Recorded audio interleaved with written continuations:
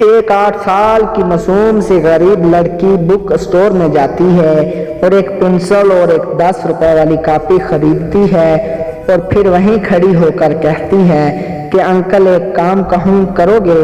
دکاندار جواب دیتا ہے کہ جی بیٹا بولو کیا کام ہے؟ انکل وہ کلر پنسل کا پیکٹ کتنے کا ہے؟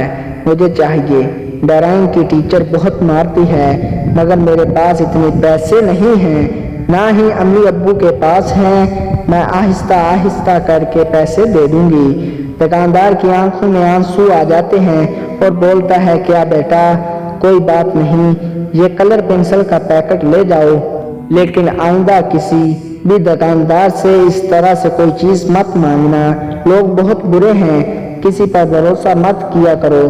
جی انکل بہت بہت شکریہ، میں آپ کے پیسے جلد دے دوں گی، اور پھر وہاں سے چلی جاتی ہے۔ ادھر دکاندار یہ سوچ رہا ہوتا ہے کہ اللہ نہ کرے اگر ایسی بچیاں کسی وحشی دکاندار کے ہتھے چڑھ گئیں تو زینب اور علیشہ کا سا حال ہی ہوگا۔ ٹیچر سے گزارش ہے کہ خدا را اگر بچے کوئی کاپی پنسل وغیرہ نہیں لا پاتے تو جاننے کی کوشش کیجیے کہ کہیں اس کی غربت اس کے آڑے تو نہیں آ رہی، اور ہو سکے تو ایسے معصوم بچوں کی تعلیم کے اخراجات آپ ٹیچر حضرات مل کر اٹھا لیا کریں۔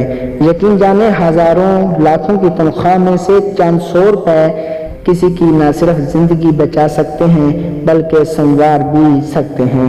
اس پوسٹ کو زیادہ سے زیادہ شیئر کریں تاکہ معصوم بچوں کو محفوظ رکھا جا سکے۔ شکریہ۔